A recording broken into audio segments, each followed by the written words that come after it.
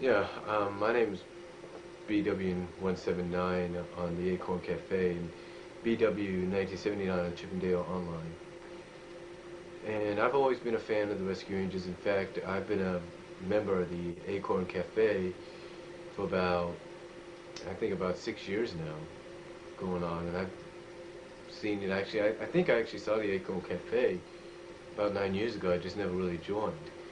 And one of the things I always liked about the Acorn Cafe is it was always a place where you could go and you could talk about things that were all related to the Rescue Rangers with others that felt the same way about you. Not about you, but about the series, just like you did. Felt the same way. And at the time I was very skeptical because I was in high school. Basically, in my final years of high school, I was still living with my father even afterwards, and I could never really see what the Ranger community had to say. I mean, I could only do it on occasions. When my dad had business to take care of in Lawrence, he would drive me to a place called Independent Sync, where they allowed you, well, they had classes, computer classes, believe it or not, but they also allowed you to, when they had free time for not just, the students, but for anybody in the community, they would allow you to go onto the internet for a couple of hours and kind of explore what was out there. And that's how I really got into the cafe, because that was at a time I was actually able to log into the cafe and join them and join up with the crew there. And it was great. It was a great moment. And I'll never forget it. And all the fans I met were great. And I also remember it was around the same time I also became a member of the Fox Club feature. And I was able to post, and I guess you could say I became the king of song parodies, if you will, or or songs that could be inspired by characters like, say, Dale and Fox Club or Chip and Gadget. Because I would start, just thinking of songs. All I had at the time was CDs, and I would listen to all the songs, and I would just keep pumping the CDs out, keep pumping the music out, keep pumping the lyrics out, on the cafe where you were able to suggest romantic songs, and I just kept pumping them out and pumping them out. And I came up with a few parodies as well, and like I said, I must have become like the king of the song parodies at the time, or even the prince maybe, because it was like, Jolie, who ran the board at the time, could not believe it, how many I was doing. It was like, oh my God, I can't believe this guy's doing it again. He's posted another one again. It's like, to him, it was like a miracle that someone, not a miracle, but it was kind of a shocker to see someone actually be able to do that on as many occasions as I got to do it. I also wrote a couple stories for the Fox Club feature. I even posted some online at fanfiction.net, and I think maybe a couple times over at the Acorn Cafe. I'm not really sure. But the first one I did was called Into the World of Music. It was sort of like it was kind of inspired by the fact that, because at the time, it was about a couple of months after the Super Bowl 25, not 25, but I can't even remember what it was. I think it was Super Bowl 32, I think it was. Because I know it was Baltimore and the Ravens and the Giants, so I know it was that Super Bowl. And it was inspired by the halftime show there. That's how the Into the World of Music was made. And the first version I did, Jolie kind of told me it was a little hot, a little steamy, a little, not, it was okay. It was a good story, but it was just, it had a few scenes that needed to be toned down a little bit. And then I remember doing another one after that. I can't think of the title right now. And then I did another one after that called The Big Goodbye. And then I did one about a year or two ago called Redemption. And yeah, so I've kind of had my foot in the Ranger fandom door a lot at times, and especially nowadays with with YouTube and the fact that I've made maybe about 10, maybe 12 related Rescue Ranger music videos, and it's just, and I try to keep pumping them out as much as I can, and it's just been great for me to be a part of all that. Just great. Down here is actually some of the stuff I have. These are most of my Ranger comics. I actually got the entire Rescue Ranger comic book series. I got it off of Mile High. One of the comics I actually was glad to get was this one right here, which is issue 15. I had that, I got that issue about maybe 17 years ago, 16 years ago. I don't know what happened to it, but I was able to, because I had lost it, but I was able to get another copy through Mile High Comics. And this here is Fishes of Mice and Mayhem story, which I printed out and actually read. It's a very good story. And then I have a lot of Disney Adventure stuff with the characters in there. So it's been terrific, but that kind of shows that I'm still a fan. I've always been a fan. This right here, I actually got this game, believe it or not, at a used video game store. I don't know what the name of the store was, but I saw it and I said, I'm going to get it. It's the Rescue Ranger game. I don't have the second game, but I have that one, which was a great find for me.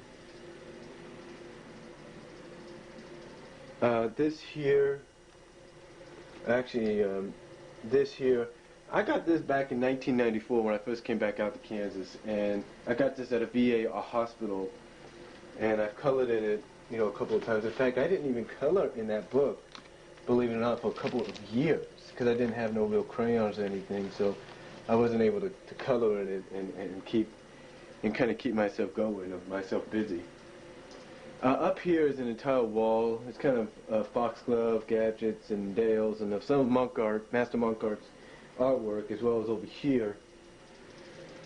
And now these are my figurines that I got when I was on eBay. I got these off eBay, and I got a whole little box of them down there in my shelf area of extra ones. Figurines, that is. And this puzzle I also got off of eBay as well. So I've been really, keeping up with them for a while.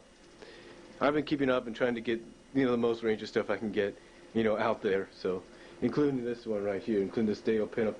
There's a story behind this. I actually got this, not this one, but I actually got one similar, the same thing back when I was a kid when the show first came out. I don't know what happened to it. And so I saw that online, and I finally decided to get it. And like I said, I've been trying my best to get what's Ranger related, and it's great. I think, like a lot of fans, I was always hoping there was going to be a Ranger movie coming out in '91, maybe '92.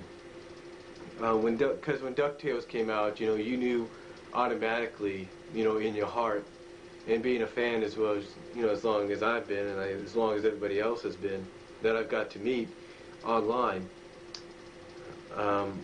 you automatically think there's going to be a movie. And I was very disappointed. When DuckTales came out, when DuckTales came out, I went and saw it. My parents went and saw a movie. I don't know what movie that was, but I went and saw DuckTales instead. And while they were watching their movie, I was watching that. And like I said, you'd think right after that there's going to be a Rescue Ranger movie, and unfortunately there wasn't. And I was very disappointed because I was hoping for one, and it never happened. And it was very unfortunate for me, and very unfortunate for everybody that wanted one. And I think the thing was, we never knew if there was a Ranger movie at all. We never knew that. And when we finally found out that there was a Ranger movie, I think that's what really, not was a Ranger movie, but was going to be a Ranger movie. I think that's what really inspired us to really step up even more now and say, hey, look, there was supposed to be a movie. We're going to try now our best to get that movie out. We just don't know how, and we just don't know when, but we're going to do our best. And I think even to this day, there's fans out there like myself that's still hoping we'll walk into the theaters one day, or we'll go onto a Disney video website and it'll say, in the coming soon or in production list, Rescue Ranger movie. That's what we're hoping for. But like I said, I was very disappointed. But I think in a way, when you look at it, we did get a Rescue Ranger movie with the pilot To the Rescue. So, so I think, which I think a lot of people like myself actually dub Rescue Rangers the movie, because it's 5 parts and it's about 2 hours long, if not a little over 2 hours. But guess as a, I can't think of the word right now, but I guess as a constellation prize, you know, we got that movie, and it was great. We got that as a movie, and it's great. It's really great.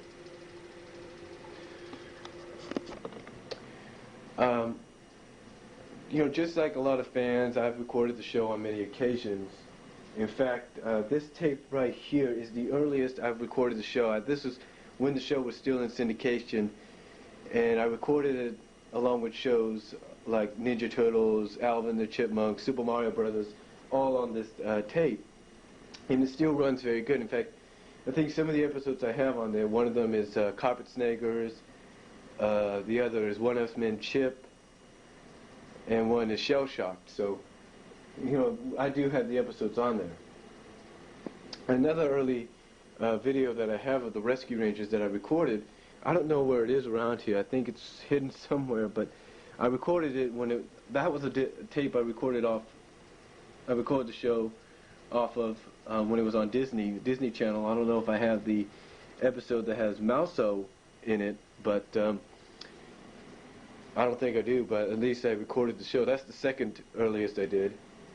And I went online and I was able to buy these right here. And, a couple of volumes. I don't got the entire collection, but it's a couple of volumes of the series. This is before the series came out on DVD. And over here, right here, these, as I'm pointing to them, are all my Rescue Ranger DVDs. I actually started recording those. I actually did those right before the series came out on the DVD set. So, and those are all off Toon Disney. So I was actually a step ahead at the time. I'm not trying to be mean, not trying to be cocky or anything, but you know, that was a little step ahead at the time. And then right here is the box sets that I got. And they're both very good. I mean, the picture quality and the sound quality is just tremendous in all of them. So if you don't got them yet, go out and get them. And this up here, John Limard, I don't know if he still visits the cafe now and then, made this for me a couple years ago for my 25th birthday. So that was nice of him. And so that was very nice of him. But like I said, but it's like I said before, I've always kept my foot in the fandom door, in the Ranger door, if you will, all the time by getting the videos and any kind of thing that's Ranger, you know, related available, either off of eBay or somewhere else. I'm always trying my best to get it.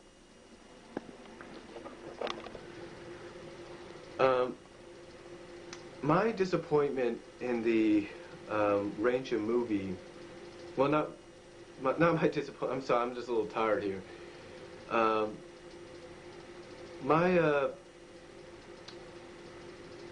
My favorite episode, I've mentioned this on many occasions, my favorite episode was Double O Chipmunk. I mean, without a doubt.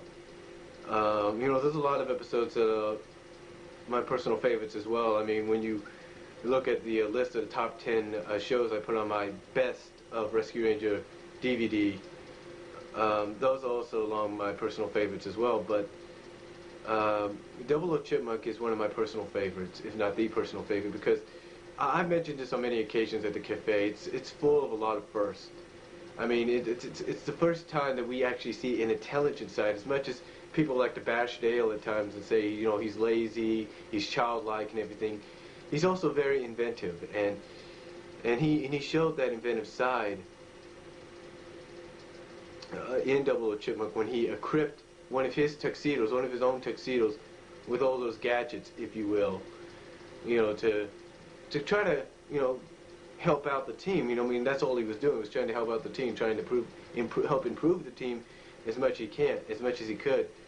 But I also like it because, you know, as a lot of people have mentioned, a lot of people will agree, it's the first time we see Gadget in a red dress. But not just in a red dress do we see Gadget in, but we also see her for the first time wearing makeup. I mean, you think about all the episodes that have come before that, you've never seen her in anything but, say, a t-shirt, maybe, and you know, and that's it. You know, this is the first time you've ever seen her in makeup. You know, lipstick, mascara, the whole 9 yards. I mean, she even wore jewelry. She went as far as to wear a wig so so Dale wouldn't recognize her. I mean, she even wore jewelry, high heels, you name it. You know, this is the first time she's ever done any of that. but like I said, and that is why, and that to me is one of the reasons my personal favorites, because that one of the first times, that's the very first time she's ever done that. And in my personal opinion, I think the reason it was done is because I believe the writers on the show, more specifically Tad Stones, possibly realized that they needed to show Gadget being feminine. You just can't show her being shy and flirtatious, with Chip or Dale, when Chip and Dale kind of shows interest in her and starts to flirt with her. You just can't have that. You got to show that she is female and she is feminine by having to do something like this. And I think, to me, they accomplished that, with this episode. And like I said, it was full of a lot of firsts. It was the first time we saw the intelligent side of Dale.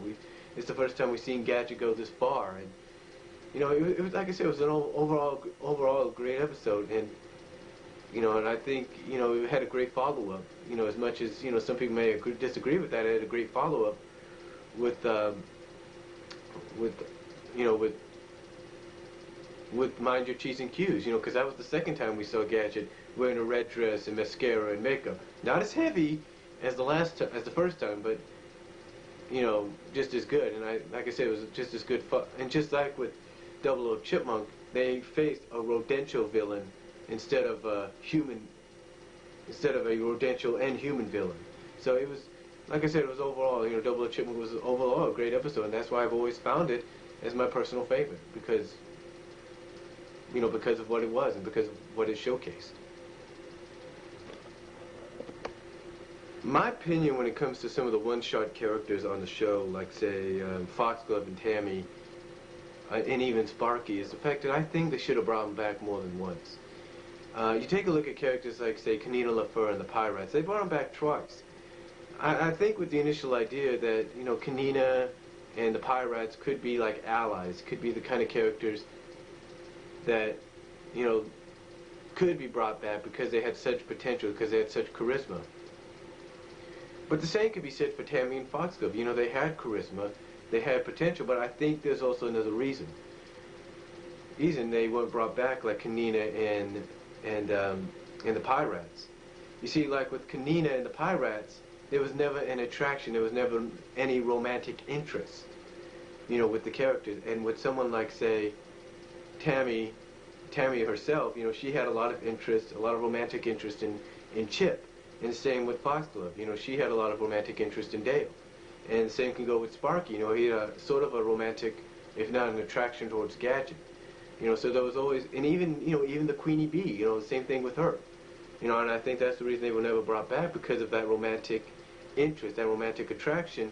And maybe the writers felt as though it might mess up the show a little bit, and that the fact that the young kids, because there were younger kids than us watching the show, wouldn't really understand what was going on, or really wouldn't like the idea of the fact that, that Chip or Dale wasn't achieving the goal, which was to try to win the hand and the heart of Gadget and become her boyfriend. I think that's why the writers didn't want to bring those characters back, unlike Kanina and the Pirates, because like I said, with Kanina and the Pirates, there was no romantic attraction. It was more like kind of like an ally, friendship kind of deal, that you're always there for each other and you're always helping each other out.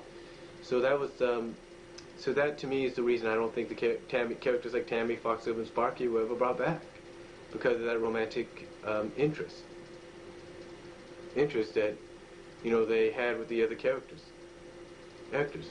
But hey, that's just my opinion, but I truly believe that.